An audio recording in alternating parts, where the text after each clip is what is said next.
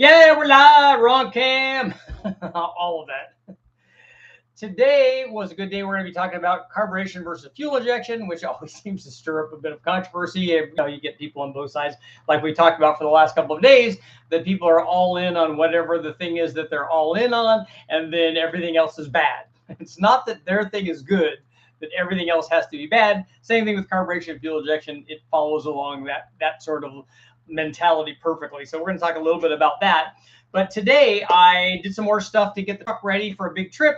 So I installed new headlights and then did my little aiming technique. What I do is just pull it up to the garage. Luckily, the garage the garage door that I have is has lines and graduations on it. So all I need to do is aim the faded over factory lights, and then I put tape marks on them where they are, and then so that I could remember, and then I could make the swap and then readjust the other ones to be that. Not that those maybe are optimum anyway, but at least the other ones, the ones that came out and the ones that came in are the same. So they may be the same badly done, but they're the same.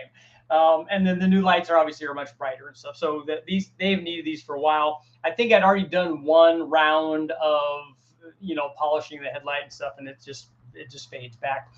Now, after doing the headlights, I noticed one of the lower lights, one of the fog lights or the marker lights or whatever, it's got moisture in it. So the seal's bad in it, and so it's got water in it. So I'm going to have to change that too next. But that's what happens after you start working on it. Other things says, hey, I want attention too. So as long as you're doing this, let's go all in and do more stuff. I put another filter in, and finally washed the truck.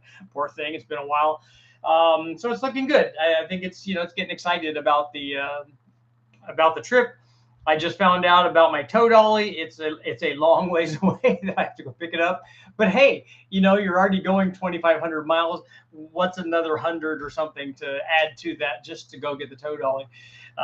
It's availability of stuff anymore with anything. So that's kind of par for the course. Nothing you can do about that except just make it happen. Get out and get it done. Again, shout out to Oliver for help with getting the truck ready, and the guys at the car farm for letting me do this crazy stuff, which is very, very awesome.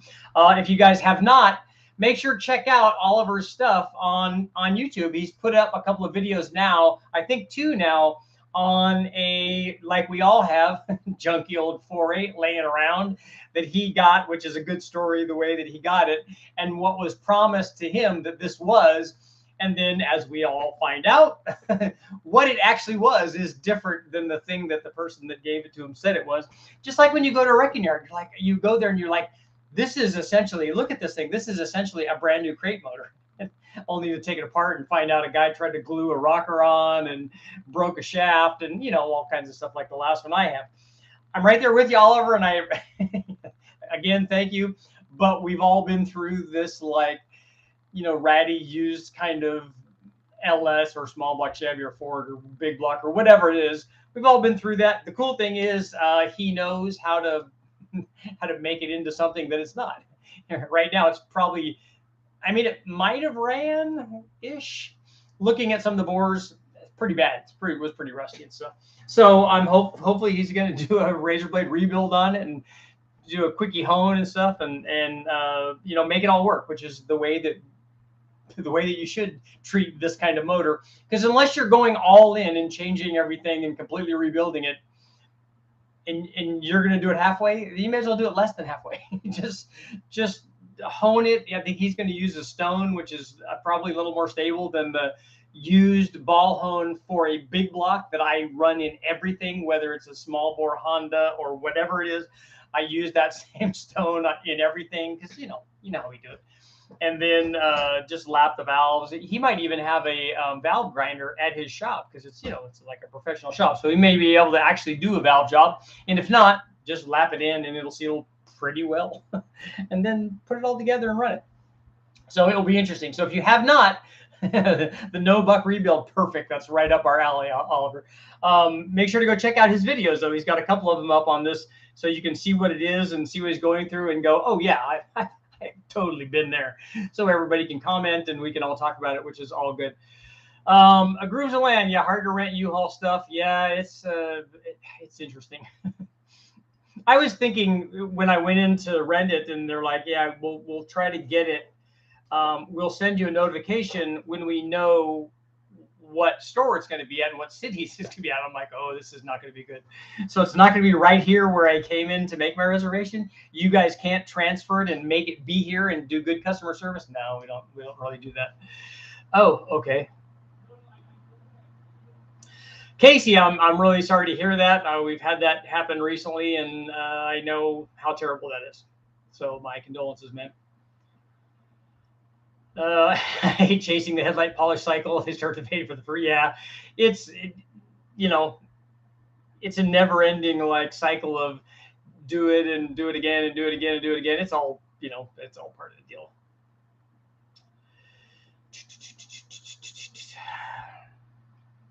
Yeah, everybody do a shout out to Casey. That's a tough deal, man. I found mounted on a base that appears to be a rifle. This base right here, that's just a cross brace. That's just a normal kind of thing. Ram, I have a 91 to 95 TBI 455 with peanut port heads. What are your recommendations for a budget build keeping the peanut ports? Or should I go to carb and EFI?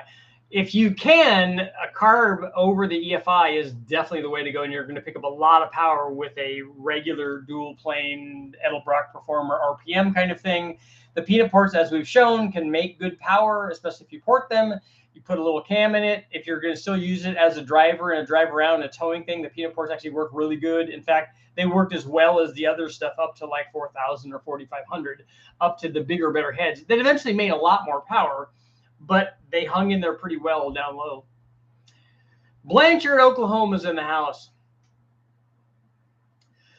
Nathan, that's a very common question. His question was, has anybody run a single carburetor on a tunnel ram? I've seen it, but I don't think that I've ever done it. I don't ever remember running it on any of the, I don't remember putting a top on it with, because a lot of the tunnel ram stuff has interchangeable lids. Not just the high ram is an example of that, the photo that I have up in the thumbnail, but other stuff is like that also. It's kind of a base with being able to bolt on different tops. And so, having a single, what they normally do is have a single carburetor and then the top kind of flares out to both sides. I honestly don't know how well that works, but it would be interesting to try it. I've got two 12-year-old Weimaraners. It's going to be a terrible day someday not far away. Yeah, they're getting old. We have a male golden retriever also that's actually older than the female was, and I took him for a nice hike today up in the hills, and he was going slow, but man, it was so awesome because we went up to not quite the top of the hill, but almost to the top of the hill, and we sat down and relaxed, and it's overlooking big valley and everything. There's a nice breeze, and it was it was awesome. It's great to share that kind of time with such a valued part of the family, and especially since we know he's like more than 12 years old, and given what just happened to his sister, you want to spend the time. And so we sat down and I let him rest and get a cool breeze and everything. And then I got up and I said, okay, let's go. And when I started hiking downhill, and he just stood there, he's like, I don't want to go that way. And so I turned around and I started walking up the hill to the top of the tower. And he's like, yep, this is where we're going. We're here. We're going to the top. I'm like, dude, that is so awesome. I love the enthusiasm. It wasn't fast, but that's where he wanted to go. He wanted to go up to the top. So we went up to the top and sat down on our rock in the shade, and he laid down and we sat there again, got a breeze, spent some time. It was awesome. So that was good stuff. And he loves riding in the truck. And so he got to go around while I was going around and buying various things for stuff I had to get done today. Richard, I drove a 427 Nova to Las Vegas, found out that I had vapor lock each time I got gas, but that thing got up to 16 miles per gallon. Nice. If you're in double digits, man, that's good in a 427. As such, anyone have recommendations for tuning a Gen 3.4 LS factory ECU that doesn't involve heavily backordered equipment? You should, Admiral, if you have a combination for an LS, you should go to Matt, go to Sloppy Mechanics. He will have a tune that you can plug in that's free in his cabinet that will plug in and it will work, whether it's a turbo motor or whatever it is. He'll have something there that works. Yeah, a dog's mind is a powerful thing, and he was just like, nope, I don't really want to go that way. That's not my thing.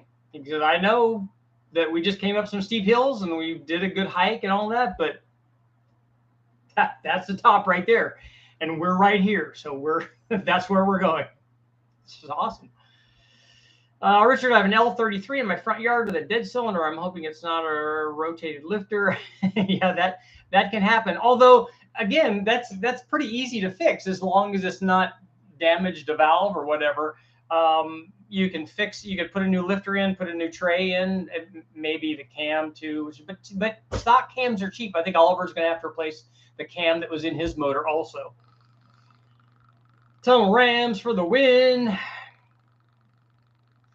Foreign, no, lots of lizards, and they're the little baby bluebelly western fence lizards, but we call them bluebellies. So lots and lots of the little tiny baby.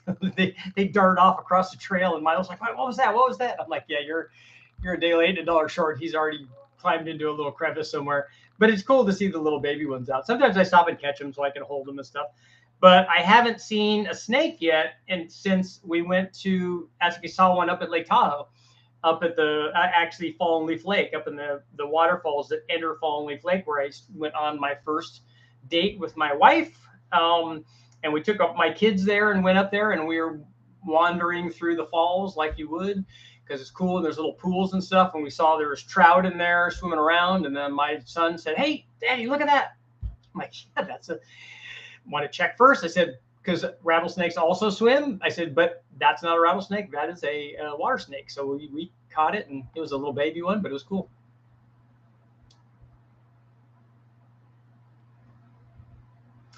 Some TBI 455s had a quadrijet manifold with a heated TBI adapter. TBI is good for 375 horsepower. Oh, you need an access kit so you can start doing the tuning yourself. So you're going to do like HP tuners or something like that? Yeah, 15 is a long time, and I just, Casey, what I do is look back. It's sad, but what I do is just look back at all the wonderful stuff. Richard, does it not bother you when an LS wipes out a cam that has sent all the steel through the engine? But really, look at what it is. Like, this is a junkyard motor, and we just throw oil in them and run them and see what happens.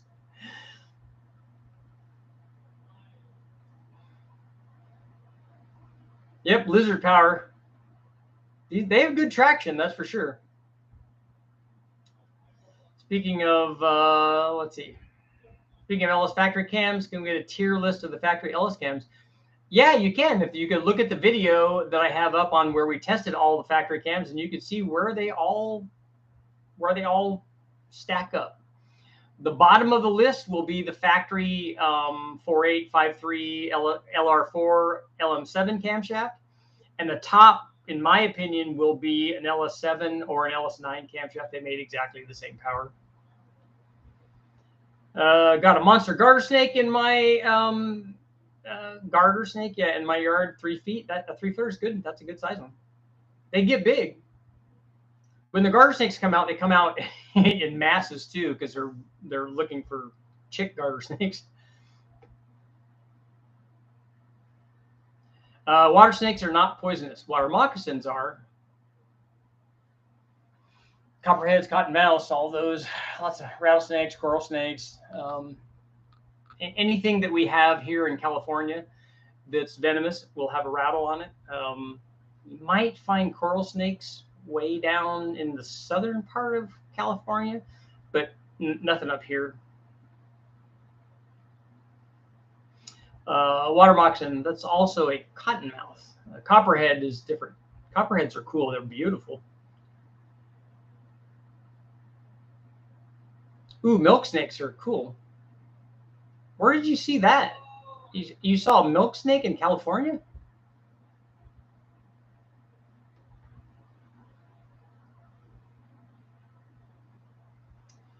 I'm going to get an eBay MPV 6.2 and a back order 3 OB2 all access. Okay, Tuner Pro. I think the cam is on order. I think I have an extra factory for it. A few lifters is around. Okay. I think another cam is in order. Yeah, and Oliver, I got a bunch of cams down south, so if you want a stock one, we can put a stock one in there. I got LS1s, LS2s, LS3s, LS7s, whatever they are.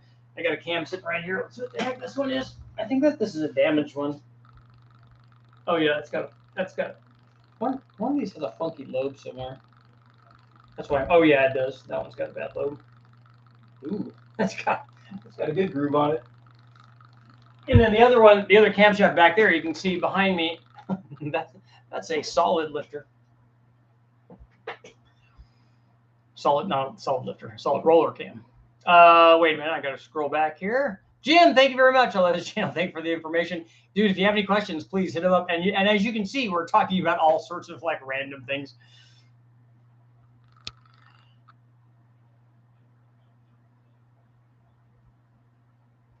In North Carolina, we have copperheads, but also black snakes, which I believe eat copperheads. Yeah, the indigo snakes do. I think that they're probably a member of the king snake family, which is what we have here that eat rattlesnakes. But actually, lots of snakes are cannibalistic. So what happens is a bigger snake will eat a smaller snake. So racer snakes will eat rattlesnakes and copperheads. King snakes obviously do because they're not immune, but they're resistant to the venom. I've seen gopher snakes. If they can overpower them, they will get them. And so, like I said, if it's a bigger snake and a smaller snake, usually the bigger snake wins.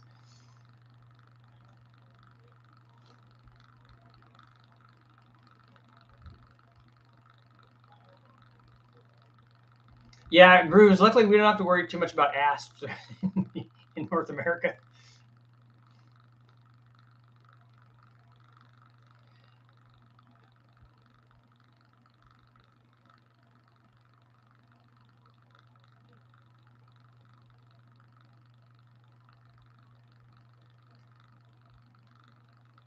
Oh, Alan, I have seen that the dens for the garter snakes. Yeah, during mating time. If you watch the specials on them, one thing that's really cool that sometimes they said that because usually they're males that come out and they're crawling around looking, especially when it's cold, because they'll come out sometimes even when I guess there's snow in that area, and then one of the males will give off scent to mimic a female, and then all the males will come over, and he's actually doing it because all the males will come over and get him warm, and then he takes off and goes and tries to find a female while they're all trying to get their body up to temperature. Pretty shrewd.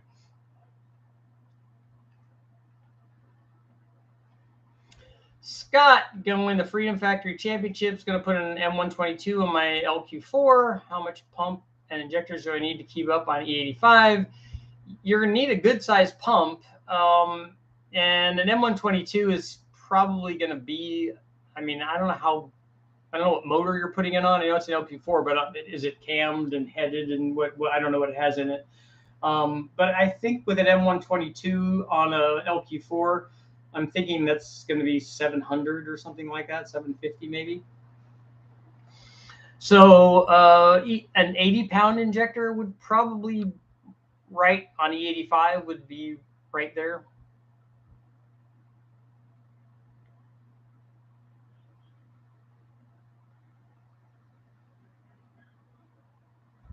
Richard has picked up a couple 450 Holley carbs, trying for 500 horsepower. What's a good intake? Is this, Tommy, is this on an LS that you're doing this on?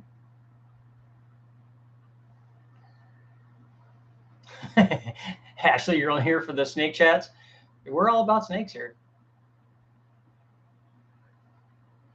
Special agent, sounds like came at the right time. Snakes are awesome. Saw a big rattlesnake by my house not long ago. I catch those all the time. I used to go out, just would take a day and just go out early in the morning because they're, especially the summertime. A lot of people think that snakes love the heat, but they don't. They'll actually die if they're sitting out in the sun in 100-degree heat. They really don't like that. They're like us. They actually like to regulate their temperature in a range that's much like us. We don't want it to be 100 degrees, and we also don't want it to be 40 or 50 degrees. So, 70, 75. And when it's colder, they'll come out and they'll try to find sun.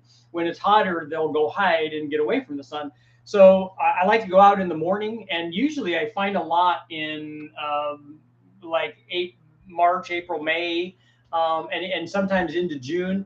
I've found snakes. I've caught snakes in December and January also, because in California we might have days that are 75 degrees, and in the middle of winter, it can also be cold.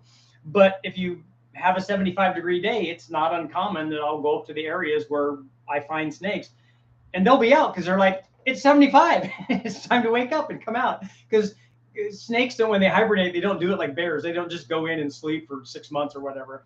They go in and try to cuddle up together and stay warm.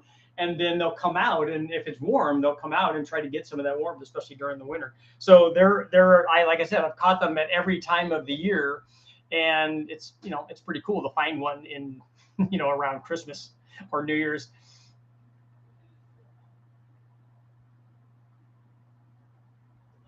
Amateur herpetologist is good. That's what everybody is.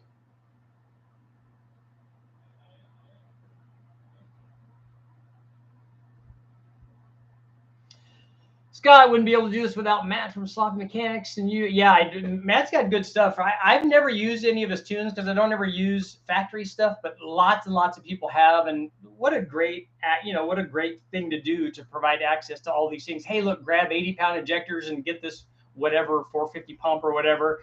Put the injectors in. You got this camshaft. You got a VS Racing 7875. Put that turbo on. Put this tune on, and it just runs and works and makes power. And then he shows all the dyno results and stuff, which is really, really cool. So I think that's an awesome deal for guys running the factory ECU stuff.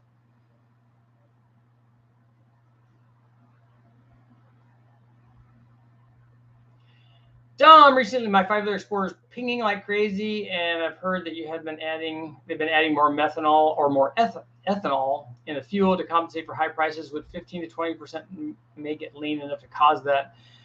If it went from 0 to 20%, possibly. I don't know how much, if it's a factory ECU, I don't know how much range it has for fuel compensation. Lingenfelter designed the Excel Stealth Ram EFI for big Chevy. Yeah, he did the small block one and he did the big block version. Have you tested a Blueprint 408 LS motor? I did, and it did well. We ran it with a blower also, and it did well. Ooh, caught a blue racer as a kid. Those are cool. Yeah, racer snakes they get their name. They are aptly named. They're really fast.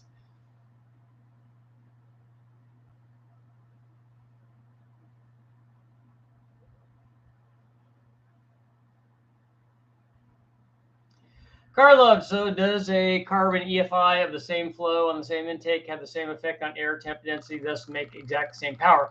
I don't think that they do. I don't think that the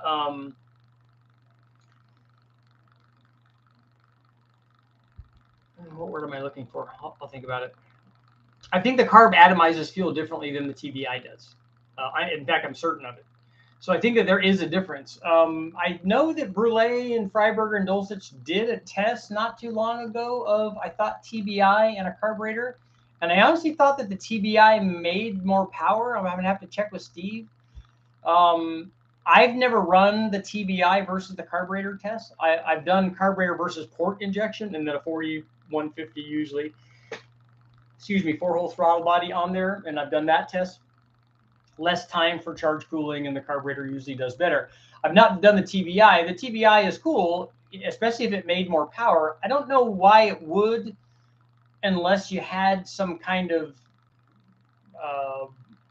individual cylinder problem or something going on. But the thing is, you can't cure that with a TBI either, and that's the downside to throttle body injection. I'd like to see a dual quad thermal quad setup. I don't think I've seen that.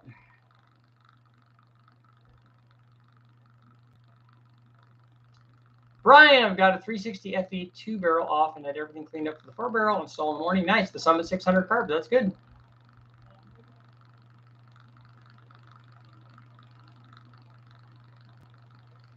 Thinking you want to keep the stock cam, so you want to run the motor purely stock and then upgrade it later. That's okay. That's good. I have lots of those stock cams.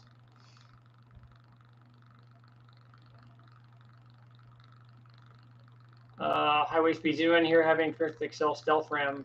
Yes, we've run that a lot, as a matter of fact. Or I had a 406 that we ran it on a bunch with a Vortec, and I've also tested the Excel. Now stealth ram is a HOLLEY. The Excel Super Ram is the small block one. Excel Stealth Ram motorhome intake. Maybe I jumped the gun there. If that's something new that I've not heard about. I've run the Excel Super Ram, but not a Stealth Ram. I have run HOLLEY Stealth Ram, so I think I've cornered everything there. Maybe I don't know what that one is.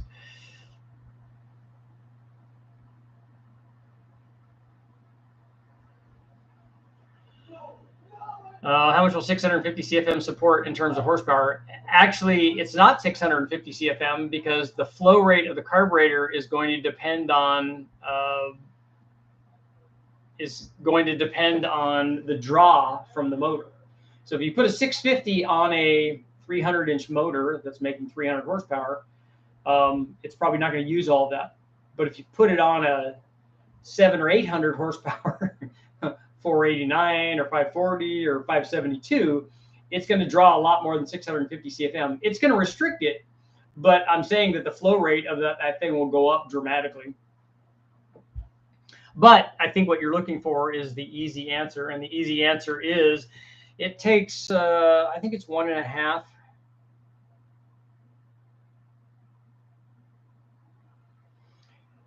1.5, 433 horsepower.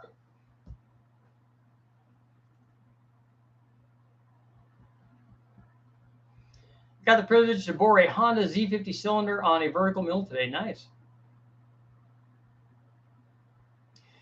Car love, difference in atomization. Didn't think of that. I would think that EFI would be better. It's actually not, and that's one thing that they found. When the guys that were making these 4-hole throttle bodies tried lots of things. They tried putting the injectors underneath the blades. They tried putting it on top of the blades. If you notice on a throttle body injection, the injectors are on top of the blade, and they're shaped and positioned an awful lot like the venturis of a carburetor, or the boosters of a carburetor. But they have problems with the injectors spraying and hitting the wall and hitting the edge and all kinds of things. So you would think that high pressure fuel injection, like using standard kind of injectors, which guys have gone to, and not the 9 to 15 PSI injectors, which they also use, but the regular injectors that we use as port injectors, you would think that those would be good, except that's why I don't recommend these, because I don't think that they work as well.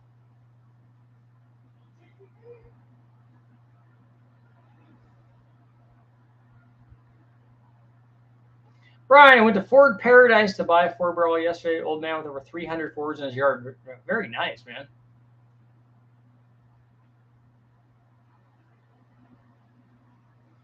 Is a 650 carb too small for a 406 moderately built? If your 406 is a 400 horsepower 406, that's probably a pretty good carburetor. If it's a 500 or 600 horsepower 406, then I probably would put a 750 on it. But if a 650 is what you have, you should put that on there and then see what happens.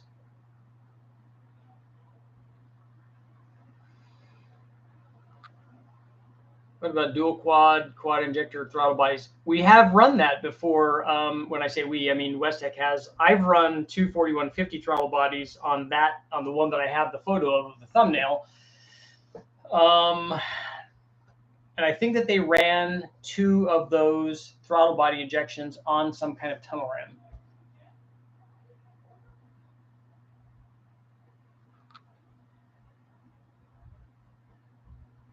Your opinion on the most reliable budget ignition setup for a mild but carb engine? It would be an HEI,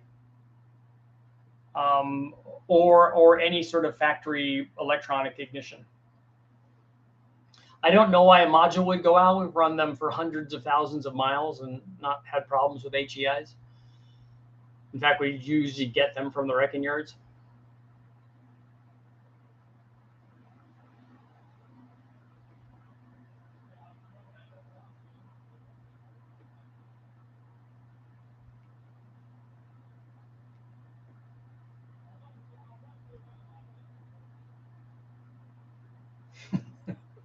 Casey, the poll should be, have you hit the like button? I think we need to do that, Casey. I think that's perfect. So I need to put a poll up.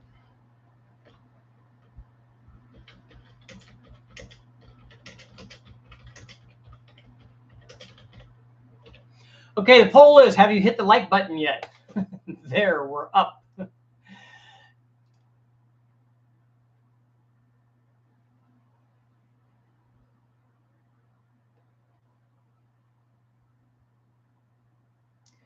I crazy to say I think a well-tuned carb has better throttle response than EFI? Probably so.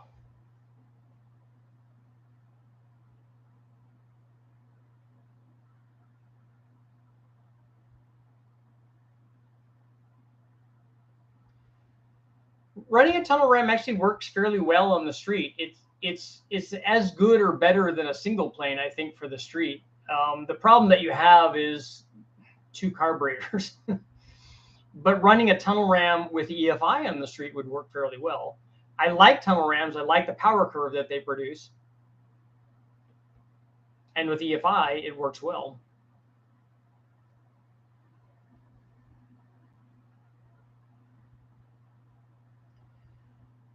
What's the best intake manifold for LQ9 for horsepower? That's too generic of a question. You need to tell me what the rest of the motor is and what you're trying to do with it. And then also you need to go take a look at the video that's up where I tested all of the cathedral port intake manifolds that would work on an LQ9 and tested them all on a 6-liter. And so you can see exactly which one you want. You can just pick the power curve that you want.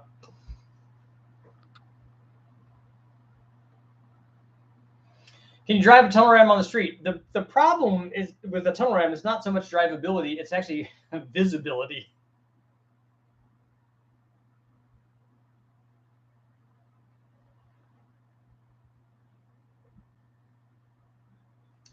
The Excel motorhome EFI seems to be very rare. There's only one copy of an ad online for it.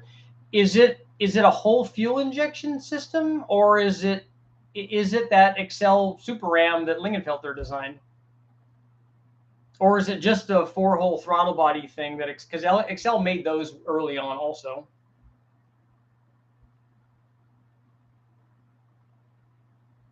Would a 1,000cc motorcycle benefit from a ported throttle body? Well, it more than likely has more than one throttle body, I would imagine, right? They normally have 4 of them.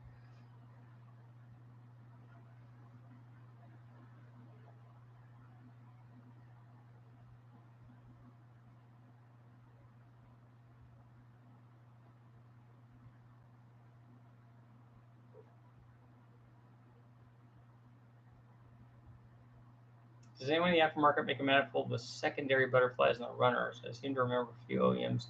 I don't know what you mean by secondary. You mean it has a big single throttle body and then more throttle bodies after that? Or that it just has the throttle bodies in the runners? Because like BMW M3s are like that, and there are other IR kind of style manifolds that are like that, but they don't have a primary big valve in front of the plenum. They just have the ones down in the runners.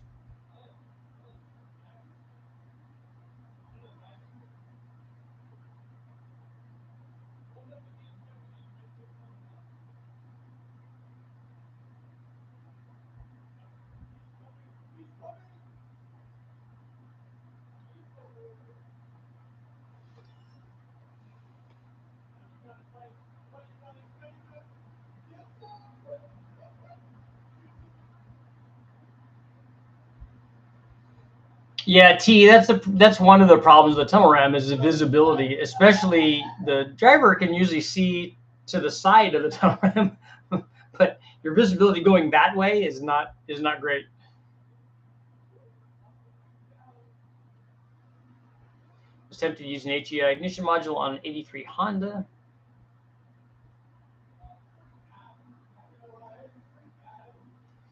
Yeah, and Ed, they cured the issue. He's talking about the HEIs. They cured the issue by the time the early 80s rolled around. I put an HEI in my 69 C10 back in 78, put a spare module in the glove box, and still in the glove box. They really last a long time. Usually people burn out modules by hooking them up incorrectly.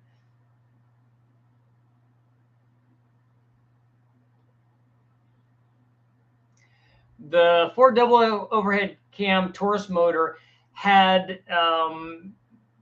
they would do, theirs was a dual runner deal, and people have done that too, just so that they're staging another set of runners to come in to change the power band. So that's also done. And the modular Forge had those too. They were called Emmerich plates. But when you open the main throttle valve, like the throttle body, it's going into ports already. The second ones are just to add more power or to change the RPM range where they want it to make power. Some around with a 671 or an 871 like Freiberger did in his big block.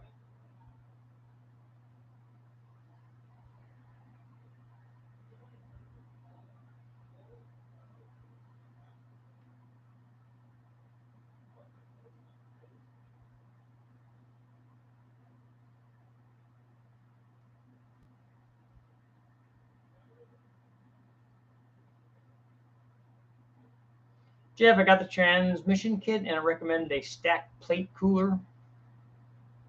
Doesn't the trans already have a cooler in the radiator?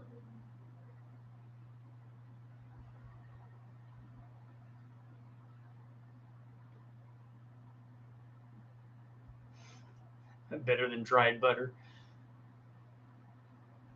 A tunnel ram does make good torque. It has single plane-ish runner length normally. It has what the single plane does. Like if you look at a Super Victor or something, it has all of the outer runners basically is what a tunnel ram is. If you look at a Wyand or those kinds of things, it's also a bit straighter shot, so it just makes more power everywhere than a single plane does.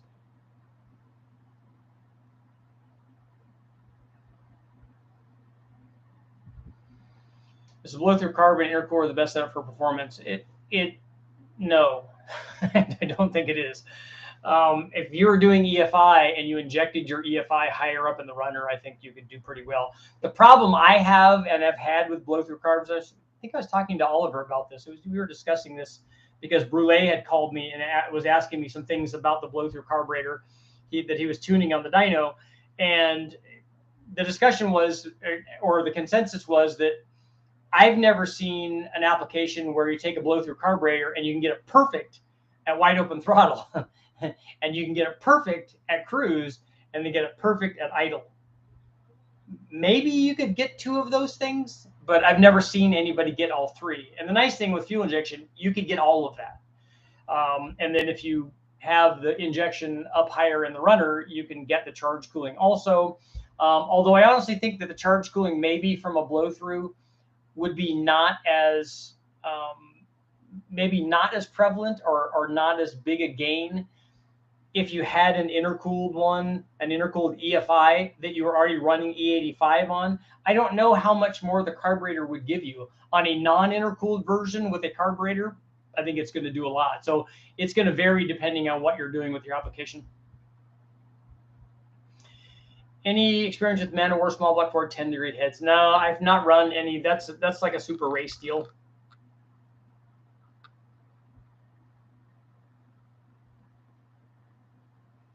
All aluminum double over cam 4-valve V8 with a long rod and over square combo.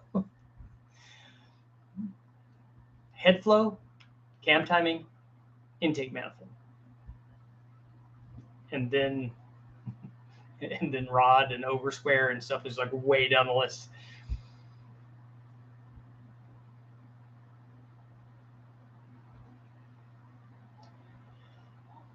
Short stroke because 6-inch rod is pretty crazy. 4-inch stroke with a 5.4-inch bore will make stupid power. So the tunnel ram advantage, runner volume, smoother airflow with a straight shot at the valve, or some airflow, or some difference in air velocity. I won't, because we're too late here. I won't go into reflected wave, but that's kind of what's happening here. Or that's one of a couple of things that's happening here.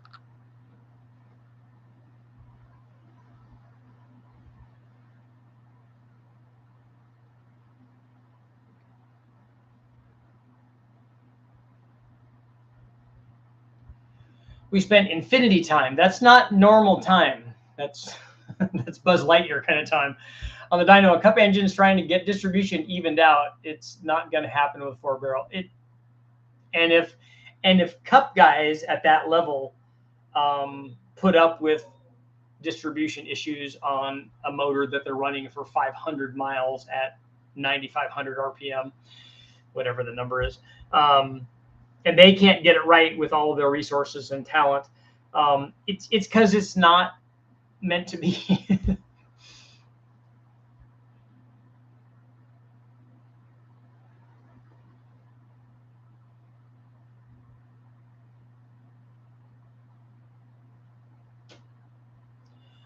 What about electronically controlled carbs? I'm glad you asked that, and that should probably be a poll coming up. Oliver and I were talking about that. We decided that the thing that we want to see more than anything else is a blow-through feedback quadrajet carburetor. We want to see that work and come into play somewhere. So that's our thing. That's the thing that we want to happen. It's dumb because it's a blow-through quadrajet that also takes a computer to run the closed loop part of it. But like everything else, I just want to see it. I'm going to adjust my fan here. Get hot in here. Okay, there we go. So that's what we want to see, which I think would be cool. Any luck finding a tri-power setup to test on the trophy? I haven't looked for an early tri-power yet, but they are out there. I've seen them before on eBay.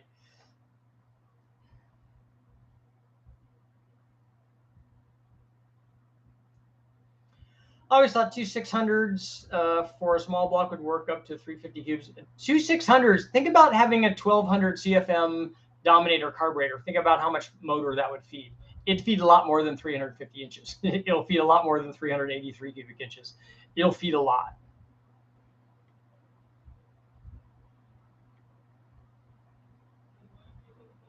Has anyone ever measured charge cooling on a carburetor? We have many times.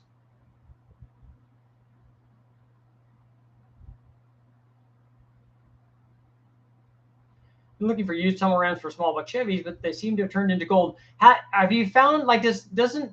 I don't. It's been so long since I looked at them, but it used to be the go-to thing was the Summit Racing Y-end small block tunnel ram with two 450s or with two 600s, and I remember them being fairly cheap. Has that changed dramatically now since I started looking?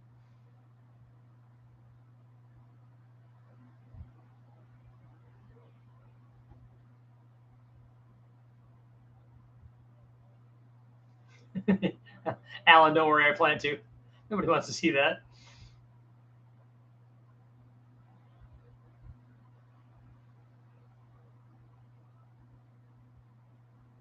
You want me to move the fan up, Art?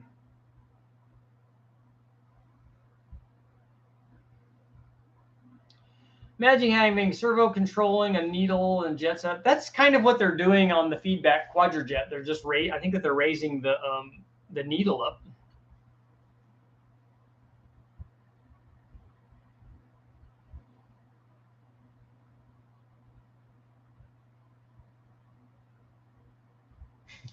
In short, Jack demanded to see the plugs after practice and qualifying to confirm that it was lean enough for a good mile per gallon.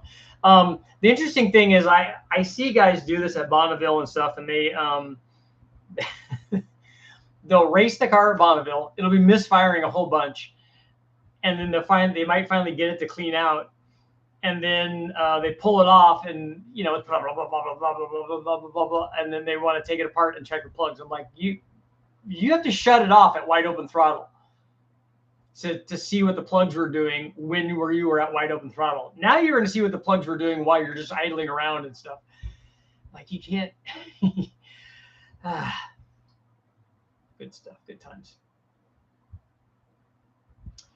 We don't know if an aftermarket Terry feedback quadrajets and blow-through configurations can an aftermarket computer can be used. We were talking about that.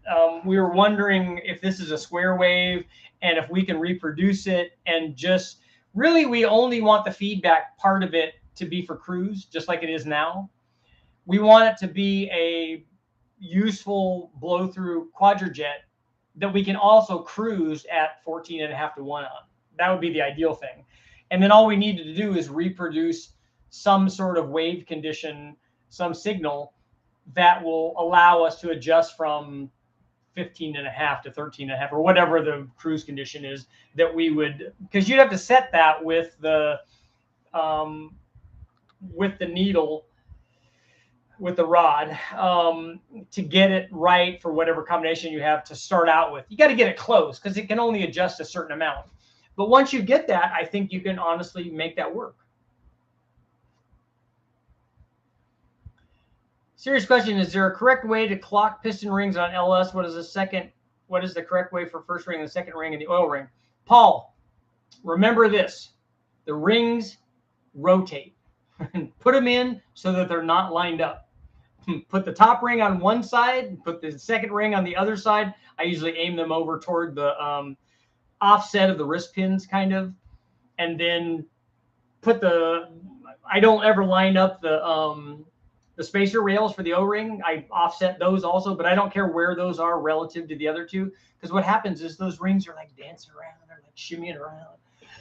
So when you put it in and when you take it back out, they're not going to be in the same place. And I don't know, and this would be an interesting question, to know if the top ring rotates or moves around, dances around at a different rate than the bottom ring. So at some point in their dance, they may line up.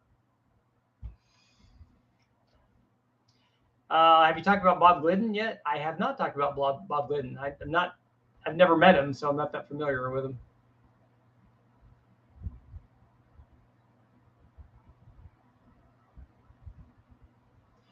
Can primary needles of the feedback quadrant be modified? Yeah, I think you can. But we wouldn't need to modify that, like I said, because we don't want to be doing it for wide open throttle. The wide open throttle would be another circuit.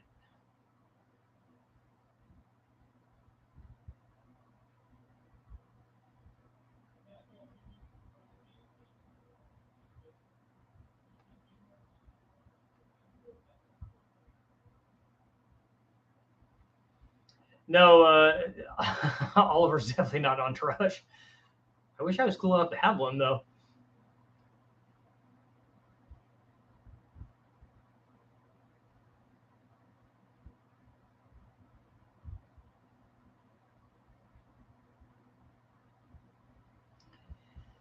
Daniel, you've seen 1200 CFM on the 350?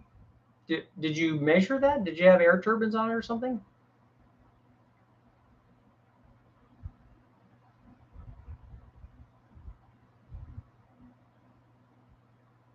Yeah, Grooves, I remember when he crashed the ultralight airplane. Even Death wasn't strong enough to take Jack Roush, but lucky the Navy SEAL was there. Anyone ask about standoff injector sets? Yes, if you move the injector higher in the intake manifold away from the valve, it will make more power.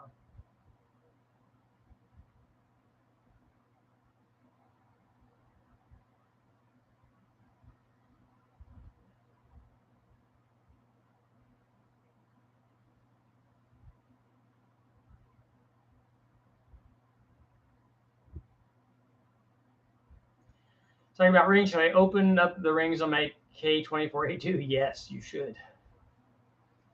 Because if you turn the boost up, which I thought you already, didn't you already break that motor? I thought that you already heard something on it. I thought that you already had pinched ringland or something. Roush does have a P51. In fact, he's the one that, or whoever works for him, designed roller rockers for that P51 engine, because they wanted to run lots more RPM, and that's one of the things that they did to be able to do that. Jack Roush story.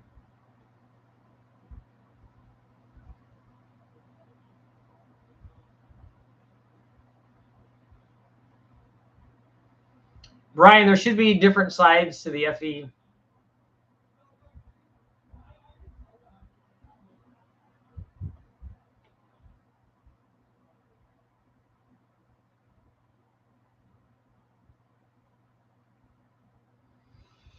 Don, you want to see a blow-through quad shed? I think it'd be interesting. And then have it run around and get like, 57 miles per gallon.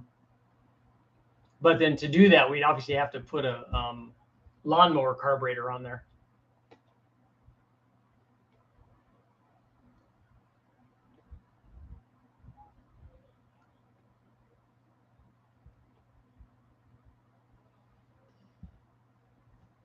$4,900 feet above sea level.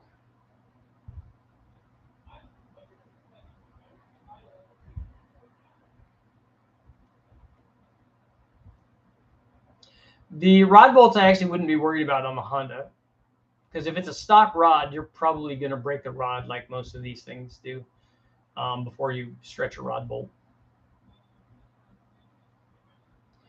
How does runner length affect power range on a tunnel ram? The longer the runner is, the lower the effective RPM range.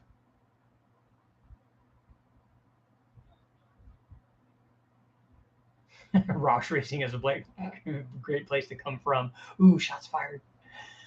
How is our poll doing? 79% saying yes. Have you hit the like button? Really? The 21 guys? Like you're bragging about not hitting the like button?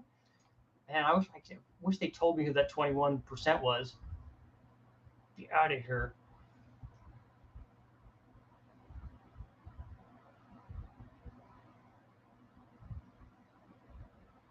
Burt Reynolds ran a 429 with dual carbs in the 71 movie White Lightning. That White Lightning, there was a they had 429 with dual quads on it. Why would they do that in a movie car?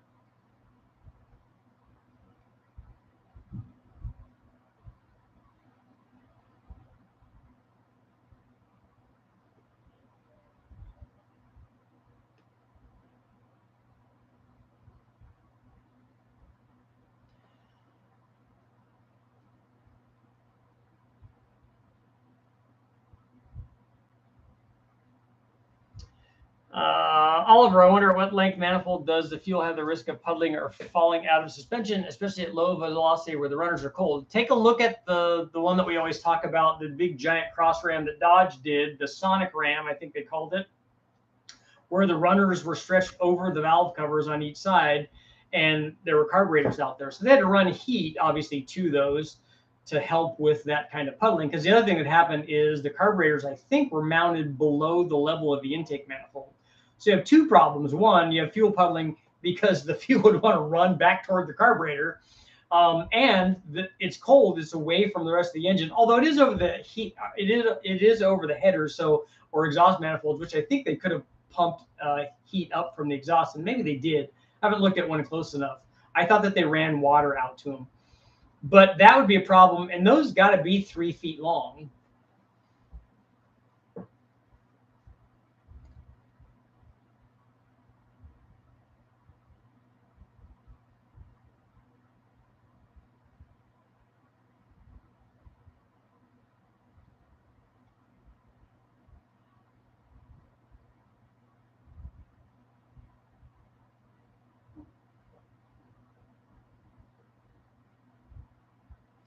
Grooves, after our discussion the other night, I watched both Gumball Rally and Cannonball Run. It is the same movie. All they did was remake it. So the question is, which one do you like better? Are you a Gumball Rally with Emergency Plan Alpha, Linda Vaughn, or are you Cannonball Run with Adrienne Barbeau?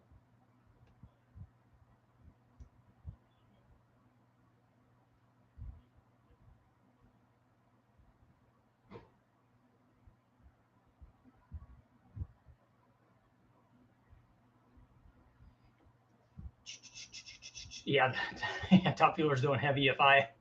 They have MFI.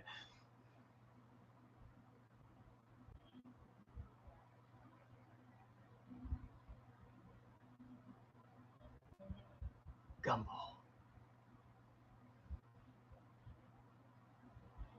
Burt Reynolds was awesome. He was a treasure. Gumball did use a real Ferrari Daytona and a Cobra, and Gary Busey and I don't think it was a split bumper, but it was a early 70s Camaro. Yep, the Lambo girls. I don't remember what the other girl's name was. One of them was Adrienne Barbeau. I don't remember what the blonde name was.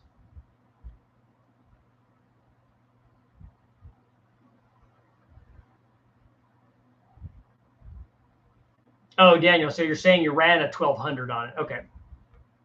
I thought that you measured 1200 CFM going through a small block. That's a lot.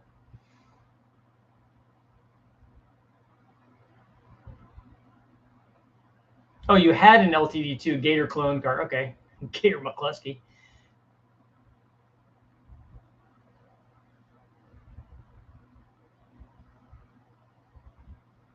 Yep, Emergency Plan Alpha. And what was the Raul Julia's name? Was it Aldo?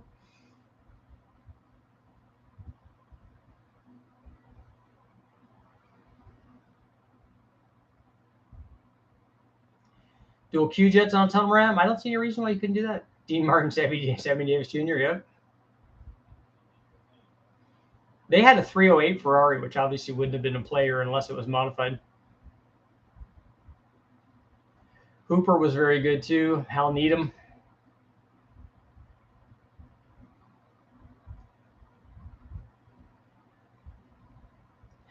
Jackie Chan, that's right, with the Subaru and the jet engine in the back. So for extra points, what movie was Jackie Chan's co-driver was driving and watching a video while he was driving his Techmobile? What movie was he watching?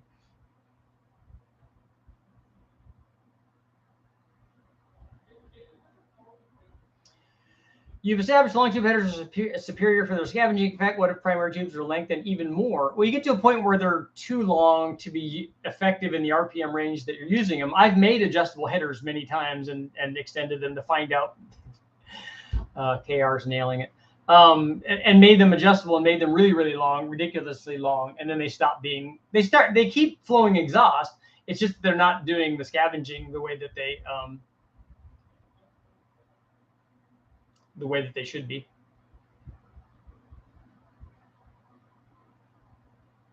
You got hankering for some movie watching.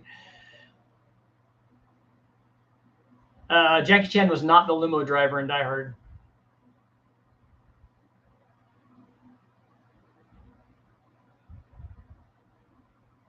Terry, it was Green Door.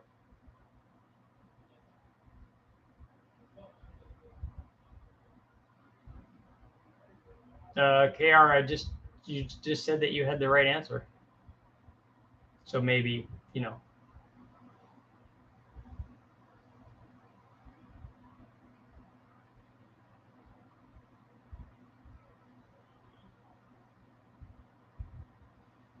I didn't think that was Cannonball Run a Starion? I thought it was a hatch. Yeah, there was a Cannonball Run too.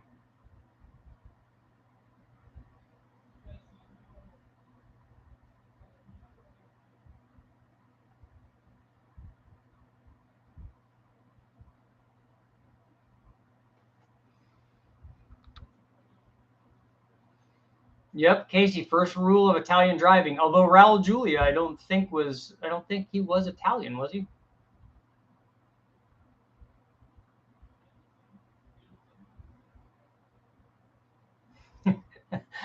I liked in Gumball Rally when they stopped the guy in the tea bucket.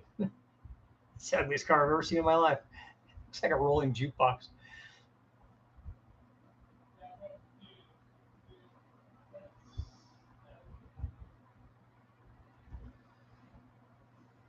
It's the ugliest car I've ever seen. Just fantastic. We quote that all the time. Bishop, hey man. Another one of our favorites. Every time we would drive out to the Silver State or anywhere out in Nevada, that would come up. Bishop, hey man.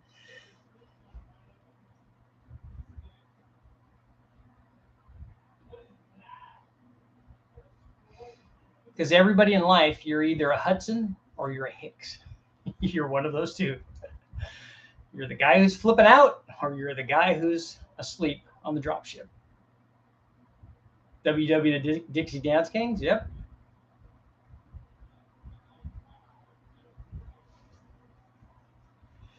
Treasure 040 40 over 454 aluminum heads, 325 intake runner, 23188 twin 600s, 1850s, stock bottom end, flat top streetcar.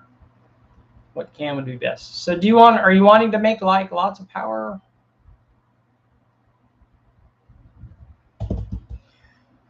Is it something you're going to be driving around, or is it just race? What is it? If it's going to be race, I'd put like a 278, 285 cam in it. If it's more of a street strip, I'd put like a 255, 262 camshaft in it. If it's a street car and a coffee go get thing, like a cars and coffee kind of car, I'd put like an extreme energy hydraulic roller, like a let's pick something, a 282 or 286 or something, maybe. Something like that. Extreme energy, yeah, like a 282, a 230, 236, or even a 288, which would be a 236, 242. Something like that would be a healthy enough camshaft. And if you want to make lots of power as you go up in camshaft, you're just going to be trading low speed power and drivability. Vanishing point, yeah, we discuss that one all the time.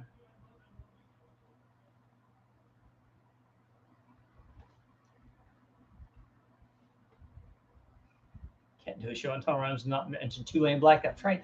Can't beat a GTO judge.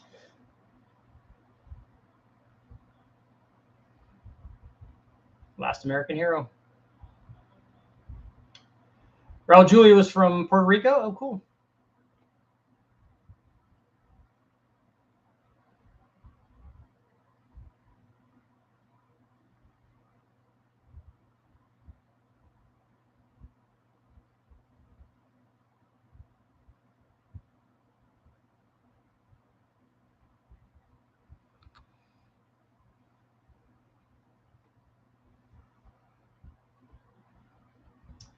We have 71, 74, and 80 Mercury station wagons. Nice. With the wood trim. We had one. We had a Dodge Chrysler.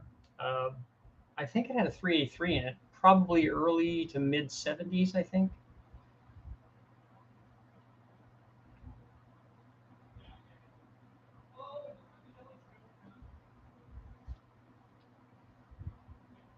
So a video about PME building a R07 base 396 stroker. How much will those blocks take? How big can you go on those blocks? Carla, Richard, have you ever tested the nylon Teflon intake spacers that are supposed to lower the charge temperature or whatever? Yeah, I think not. Because several things, think about this, several things have to happen for that spacer to work. One, you have to isolate an aluminum intake manifold from the heat of the aluminum head in a heated engine compartment. That might work if the intake manifold itself was also being cooled somehow, but it's in a heated engine compartment with radiant heat everywhere. So it could be argued that is the intake manifold getting heat from the engine, or is it getting heat that's all around the engine?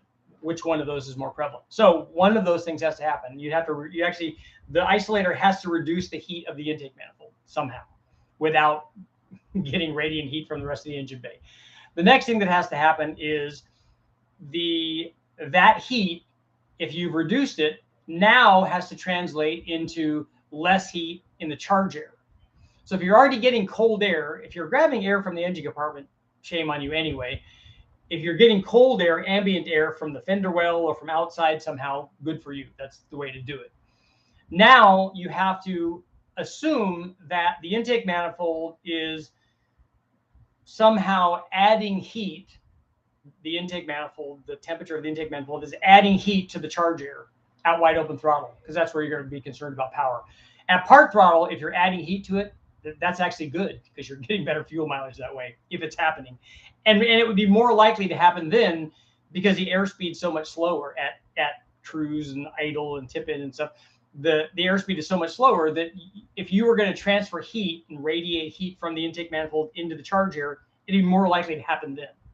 If you calculate the speed of the airflow at wide open throttle, even at 3,000 RPM, let alone 8,000 RPM, like a Honda is going to be at, if you calculate the airspeed of the airflow going through there.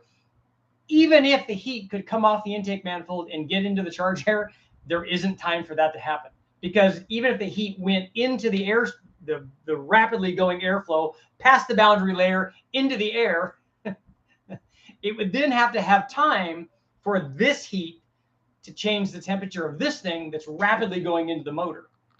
And as fast as this goes by, just like waving your hand over a flame, there isn't time for that heat to take place. So you have to have a lot of things happen for that to be beneficial. And the way that they sell it is, if hopefully you put that on there and then you could put your hand on it, maybe it lower, if it does lower it, if it lowers it, that would be good. That would be good, at least a good marketing ploy. Whether or not it changes the air temperature, I kind of doubt that. 2-lane black top, I think, was the same Chevy that was in American Graffiti. Does anybody know for sure about that?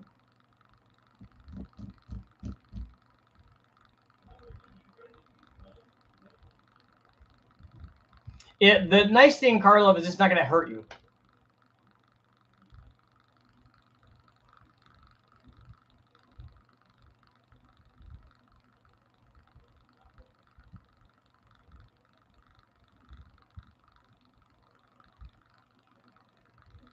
Just trying to get a little burger. Yeah, I bet you are. Take a Diablo burger and Dr. Pepper.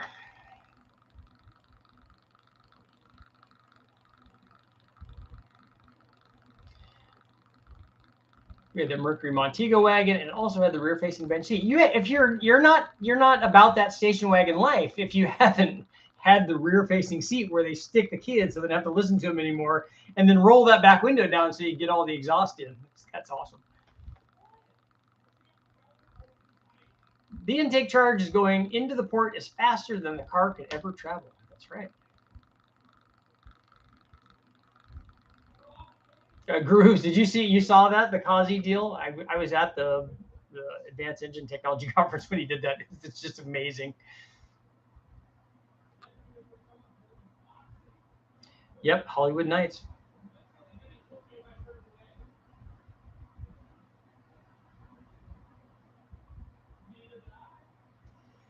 $7-11, Richard. I'm planning on doing LQ9, which do a truck Norris cam, 225 trick flow heads.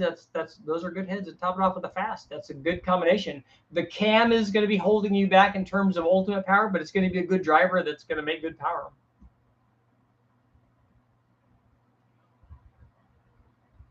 The next generation needs some new classic car movies with no women in them. Why? Why would you do that?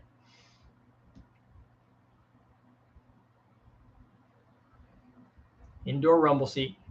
It's good stuff. The best thing about the seat is first of all that your parents can't see you, so you can wrestle around and fight and eat licorice or whatever you're doing back there as a little kid. But also that when those fold down, the attending like storage area was covered by essentially metal plates that you always pinched your finger in when you were doing it as a little kid.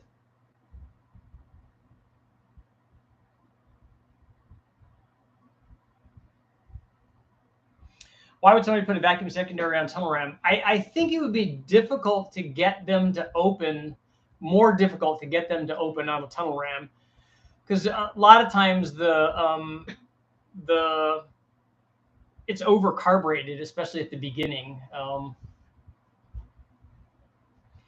Intake port velocity can go supersonic. You can actually get the airflow to go supersonic through the throttle body too.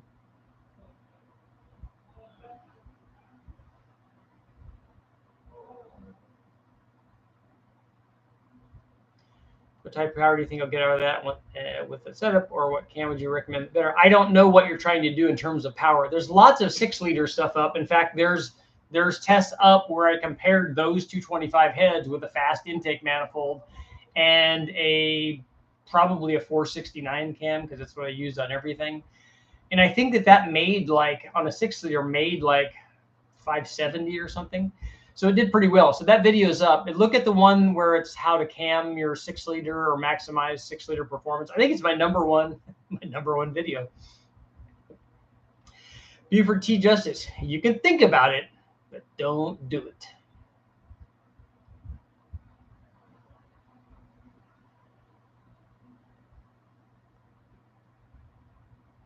My science project.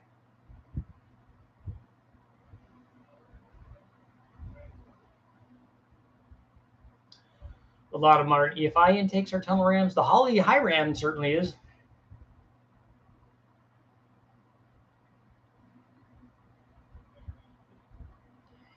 What are the negative effects of having a bigger throttle body and plenum diameter than my intercooler outlet? Nothing. Does nothing.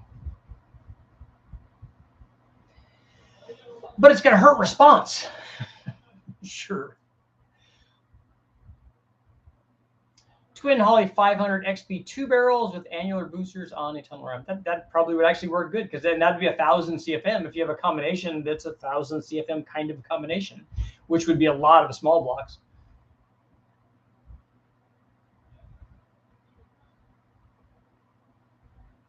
The Wraith is good.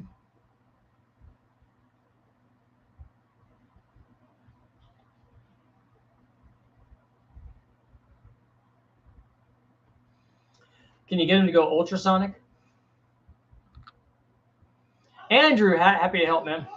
660 center squares. I wondered when somebody was going to mention the carburetor to put on a tunnel ram, because if you had a tunnel ram, especially back in the day, if you didn't have 660 center squares on it, you weren't doing it right.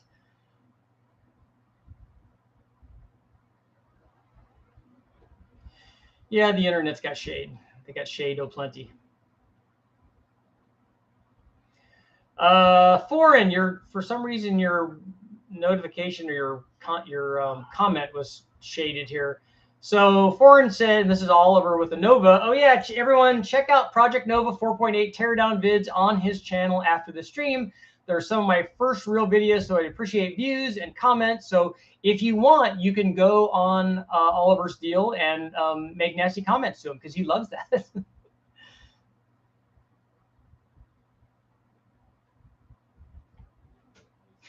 Boy, I'm going to go home and slap your mama. There's no way you came from my loins. That's right. What's she wearing now? Christine's good.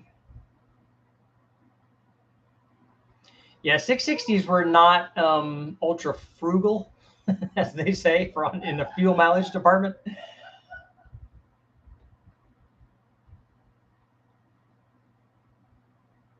Tunnel rams work better with vacuum secondaries. I'll have to try that. Is intake reversion worth a head scratching beyond 10-inch runner length, or is the question itself from a point of ignorance? I think you're thinking incorrectly about the word reversion there. There is a reflected wave that comes backwards. There always is. There is in every intake manifold. So that happens. So a lot of people incorrectly label that reversion, and they think it's a negative thing. It's not. That's what causes and helps charge filling, because you have a negative pressure wave going up into the plenum. That, believe it or not, a negative pressure wave that expands out. And when negative pressure expands out, what does it do? Well, I'm glad you asked, Richard. It creates a low pressure area. And that soon, quickly, because nature abhors a vacuum, it's quickly filled by a positive pressure wave that then goes down to the open valve and improves charge filling, hopefully with your piston around bottom dead center when there's very little or no cylinder filling still happening. So that's how it works. And so there's lots of intake runners that are way beyond 10 inches of runner length. In fact, I've run stuff that's more than 20. Any tunnel rams with turbos? Lots of the high ram stuff is done with turbos. Do you ever think about doing a 1.8 Miata motor, turbo or NA? I've actually developed a number of Miata intake manifolds, both the 1.6 and the 1.8 stuff. I have them just sitting around. I made a bunch of aluminum adjustable ones, and then we made some that actually fit in chassis that improve power. And we were going to try to sell them to the lucrative Miata market, because everybody's out there racing Miatas.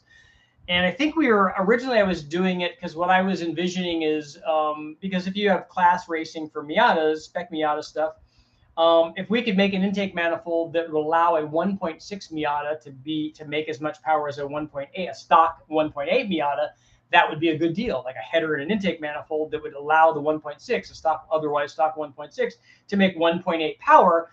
Then we could sell 1 million of them, and they could be the spec Miata intake manifold, and I was going to make a fortune, except none of that ever happened.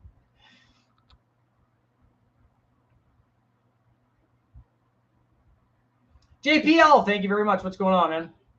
I still have your fuel rail. I know, who doesn't love criticism? It's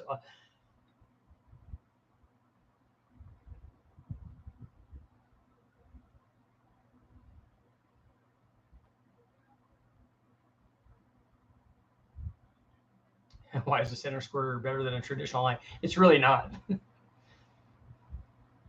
But it was the thing whenever you, back in the day, you always had tunnel ramps with 660 center squirters. I did some fun things with a dual jet on a 231 Buick, blow through, cool.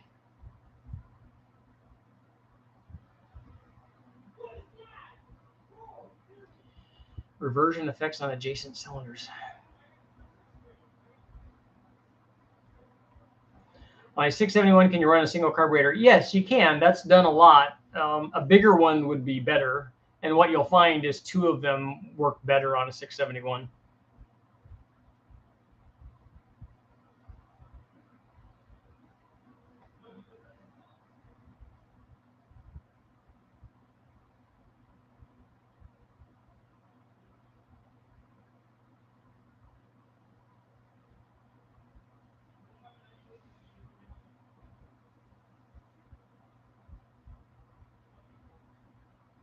What about a tunnel ram with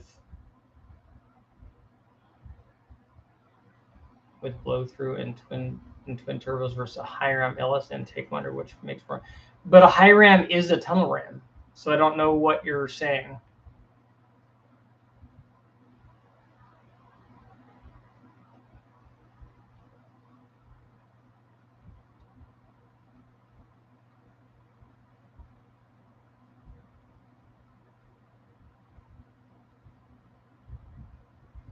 Casey, I do kind of remember that, the conversions, so you could convert your regular 600s that you bought for your tunnel ram into center squirters.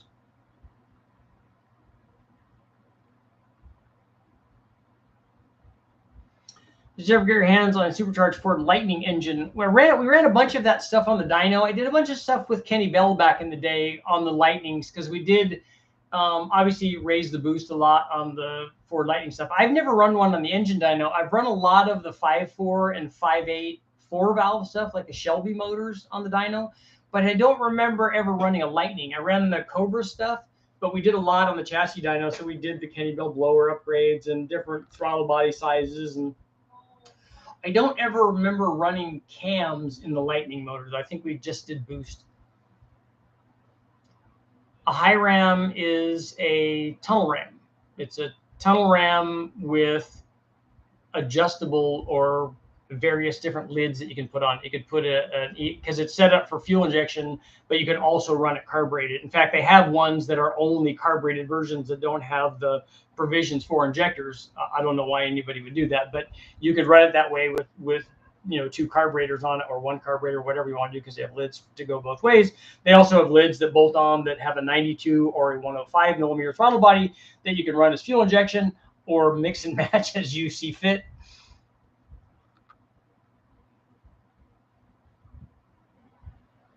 Yeah, Grooves, the Lightning 5.4 didn't have a knock sensor, and I think Roush was responsible for that, if I remember right?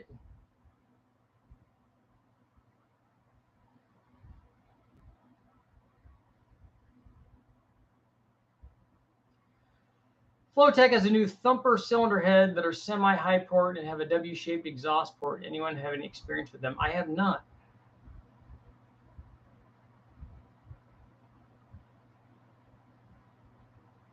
Yeah, moving the injector is definitely beneficial. So we're going to turn we have 188 votes, which is good. Thank you, guys. 49 minutes ago, 80% saying yes, they have hit the like button, and 20% being honest saying no, that they hadn't. But I hope that after they said no, that they went over and hit the like button. And now we have more likes than we have people here, which is good.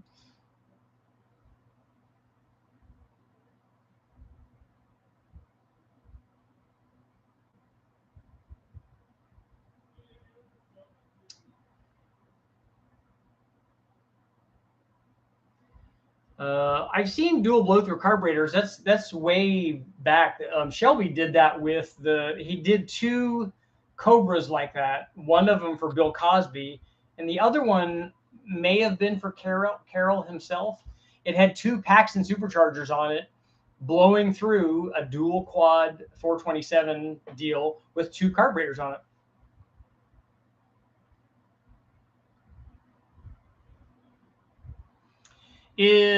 Big Belly Racing is GLH saying T1 or T2. It is going to be a emissions legal T2 swap.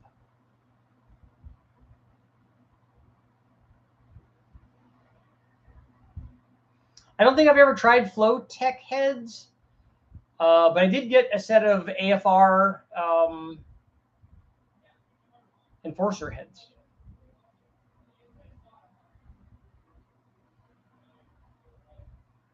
The Super Snakes. That's right, Terry.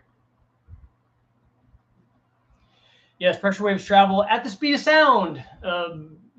Yeah, and which is going to vary depending on temperature and stuff that's going on in there. But they're traveling faster than the airflow. And I think that one of those Super Snakes was crashed.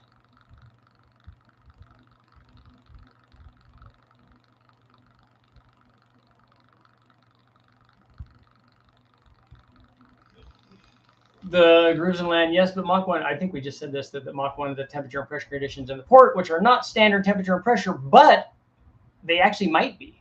A wide open throttle, they might be a standard temperature and pressure. There might be no pressure there, and you might have a temperature that could be 78 degrees or whatever the standard temperature is.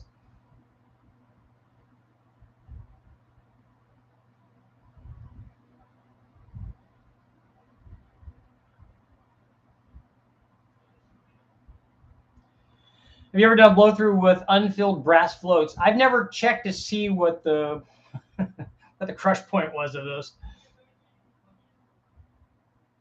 Andrew, a 450 comp cam. I don't know what that is. What duration is that? Just tell me the 50 numbers.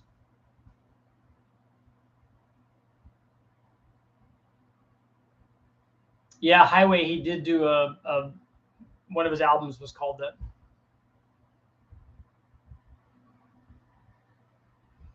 Would you be interested in doing a dyno and a junkyard style 1UZ or 2UZ? I would. I like those motors.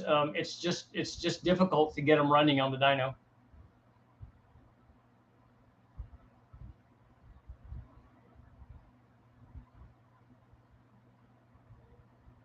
Now explain cassettes. I know, or 8-tracks, because 8-tracks are even better. That was one of my favorite parts about Armageddon, when they were deciding that they were going to go up and drill the asteroid and plant bombs in it, because as you would, and they were asking for things in return. He wants to see if we could bring back 8-tracks. Is there any way you can make that happen? Yeah, I think we can do some of that.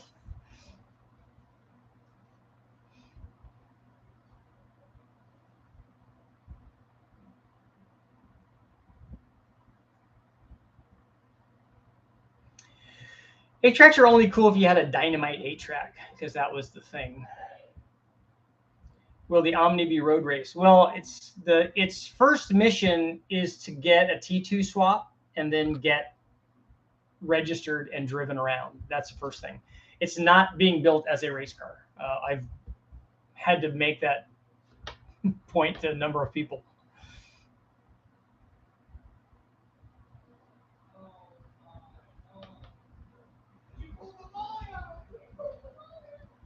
Richard, will running a 32 ring gap on cause problems on an NA street strip engine on a 4165 bore? No, that's fine.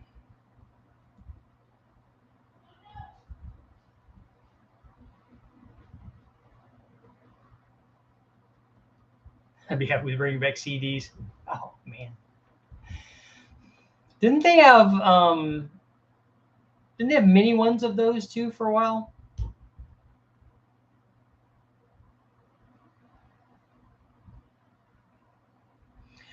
Jeff, you say you're old. You put an 8-track player in your car on purpose. My neighbor across the street, who is a wonderful woman, has a 72 or 73 convertible Mustang, original owner. It's all stock. It's got a 4V Cleveland in it, and it has an 8-track in it, which is just my favorite part about the car.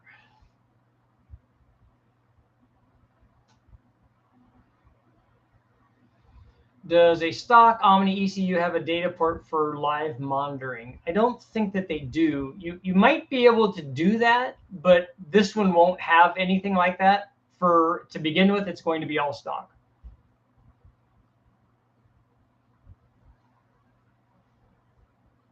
Andrew, which one should you run to 8,000 RPM, a 6-liter or 6.2? They're both the same. They'll both do that. You just have to do the valve train properly.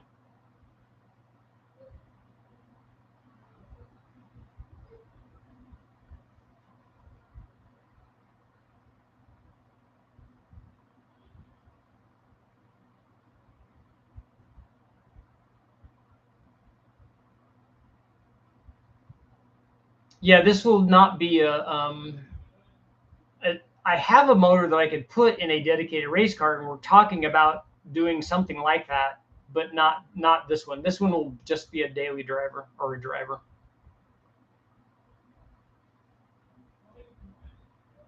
The reflected waves, Karlov, are traveling at the speed of sound, yes, in both directions, multiple times.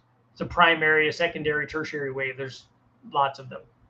They go up and back, up and back, up and back, really fast. If you take a look, if you haven't taken a look, go search for John Kazi's finger in the intake, and it will give you a really good idea what's going on in pressure waves. So everybody thinks flow and stuff, but what's going on with the pressure wave will really give you an idea what's happening.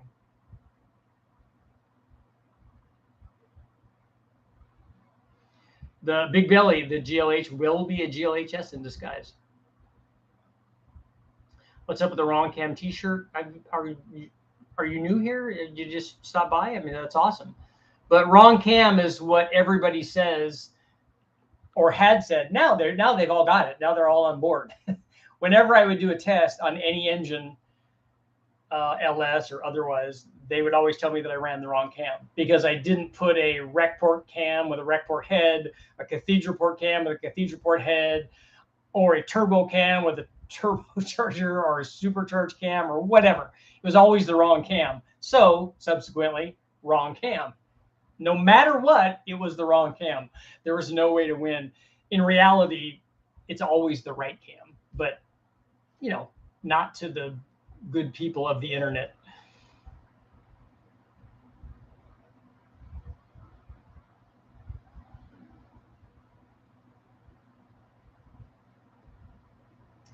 The Chuck Levy does stuff like the cold start and the Zener diode. I know.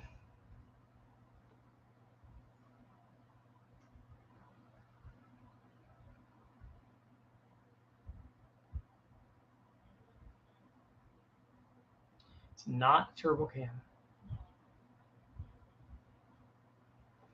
Nitrous cams also. I should have run the turbo cam.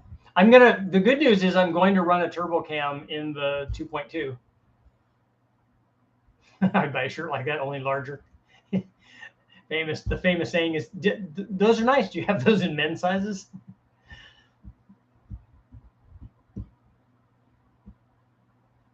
Speaking of cams, are you going to Ed's 101st birthday? I didn't know about it, so obviously I wasn't invited. I'm not really very high on the list of like automotive people.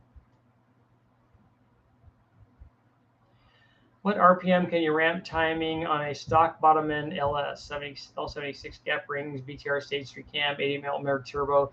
Do you have a really good intercooler and E85?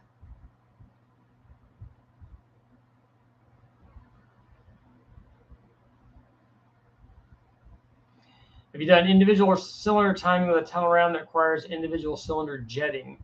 I don't think, I'm trying to think of the motor that I ran individual cylinder tuning on was a single plane intake manifold and not a tunnel ram. I actually think a tunnel ram would have more consistent air fuel, especially a port injected one would have more consistent air fuel than a single plane does.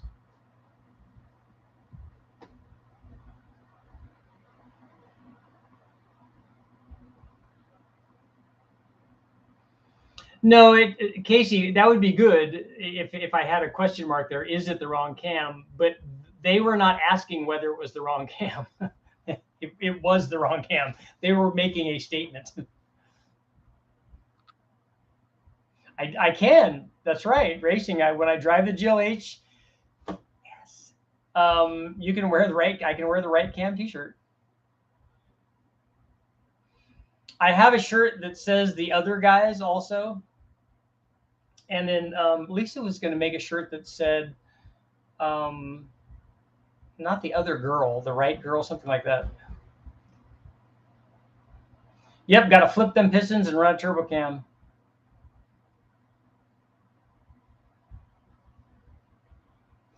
Flip the pistons upside down. You might as well. The rods wouldn't be any longer if we did that, right?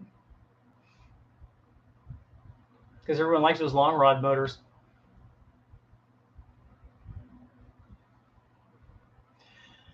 Blown bacon, intercooler, yes. No E85. Race gas is good. Well, you should be able to have quite a bit of timing in that. I think to give you an idea, when we ran the Big Bang stuff, that was at 29 pounds. We had about 18 degrees of timing at the horsepower peak. We had less at the load in, probably 13 or something on the load in. But on the load in, we had a lot less boost because once we would release it, we would load it low enough where we didn't have a lot of boost purposely, and then it would ramp up. So it'd go from 13 to 18 during the run under boost. But we had 118. We had an air to water intercooler, and we had ice water in the intercooler. So we had kind of everything going for us.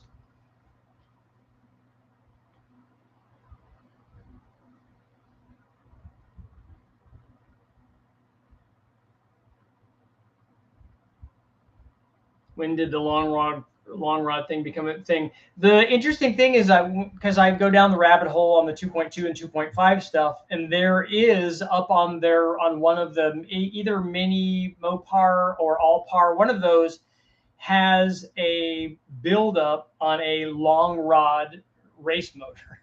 I'm like, oh. I didn't jump in on that. It's been up there for a really long time, so I'm just gonna let that go.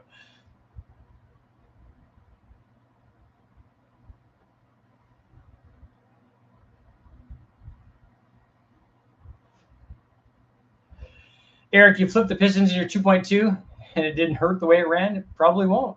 It probably won't change it one bit.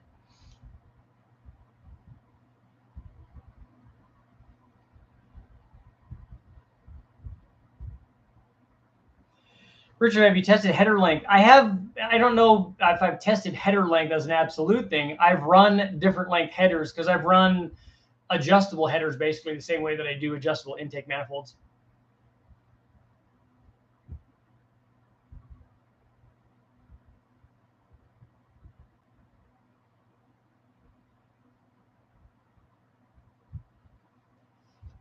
Terry, are you up in Canada?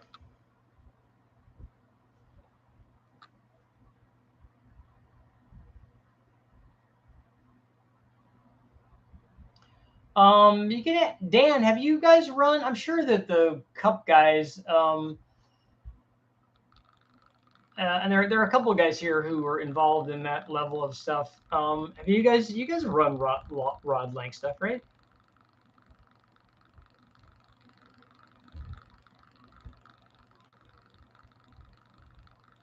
I thought nitrous was a rod stretcher. I've missed shifts on nitrous in my Mustang before. It's when you go, please don't, please don't come apart. So they run 6.2s. Okay. Yeah, nitrous is a rod compressor and a piston and a ringland and all of that. But if you do miss a shift on nitrous, it's a rod bolt stretcher. I don't know how high it revved, but it was a lot.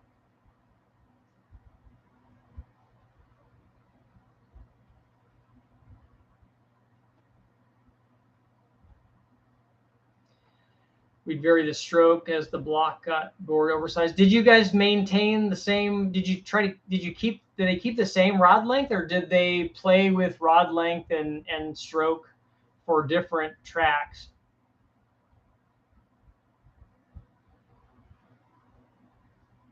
Pros and cons on external wet sump oil pans, not dry sump.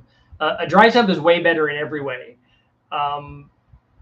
External wet sumps work, but there are lots better ones. Ones with kickouts, for instance, windage trays, baffles, Craig scrapers, everything that you could do to make it more like a dry sump. What do we test the adjustable headers on? I even had a giveaway that I did. I think the person that guessed the power of the header, I think that I was testing it on an LS, and I did some adjustable length headers, and just showed the power difference of them. And again, the length of the header that you adjust is going to be a function of cam timing and other things. So it's going to be kind of specific to what you're working on. Because I also did adjustable length headers on a number of import applications that I did. I did it on the Yaris, I think, and we may have done it on one of the other Scions too. Spotted a near mint Aries K car. Thought about your mini project. Did they come with the 2.2? Yes, I think that they did. Jeff, I have an 1.5 inch primary long tube super comps. Is it a 5-liter motor? Mopar Performance, actually, yeah, Mopar. That's where this comes from. Eric, is the flipping the piston thing goes way back to the 70s, I think. It was in their catalog. Freiberg and Olsich know the person that did this, that wrote this, and it was one of the recommendations. But again, that there are a lot of other things that they cover in that catalog about head porting and things, and they've gone over a lot of that stuff with me because I'm not even familiar with that. I've never read that, but there are a lot of inaccuracies in that catalog that are not right, and they believe that after the test that we did, that it didn't show any power, and so that may be one of the things that's not accurate.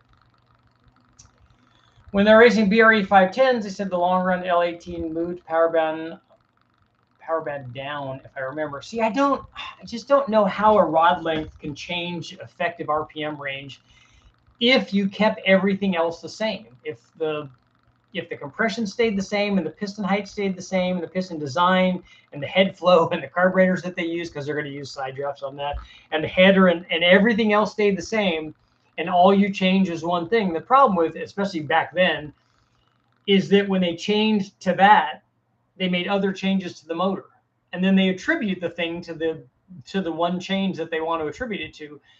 And I don't know if that's the case, but that happens a lot. I think we've all seen, what was that? Yeah, I always zoom past it. There's a HOLLEY Pro Dominator tunnel ram, too small for a 13-to-1 565. I don't know that I've run that tunnel ram, that specific tunnel ram.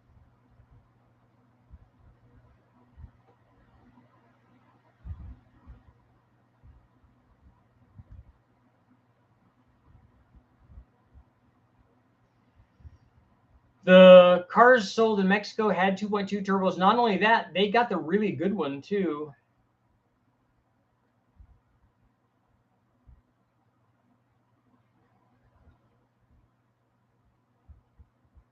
Admiral, there is a video up on the header length test, yes.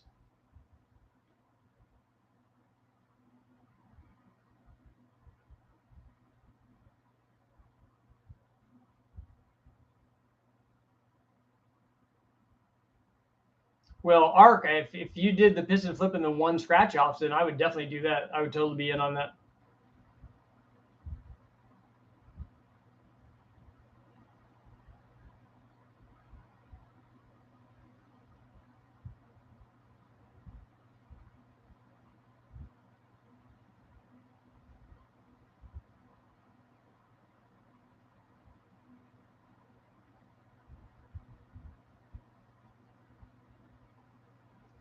I'm having a hard time finding it.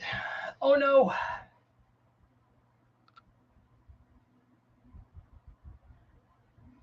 Yeah, Dan, when we did the math on when they did the math on the piston flipping, you're looking a couple of decimal points over or whatever. It's just not a thing.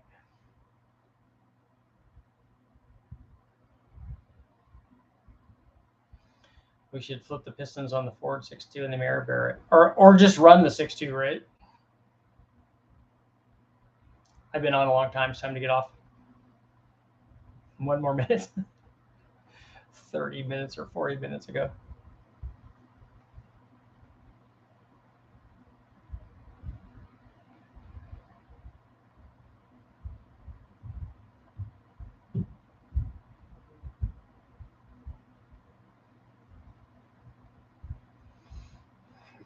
I know people really want it to be something, and they will keep talking about it being something.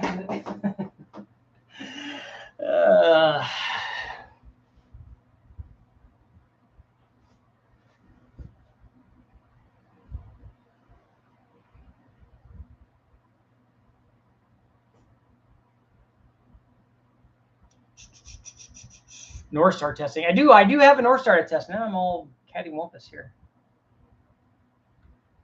There we go.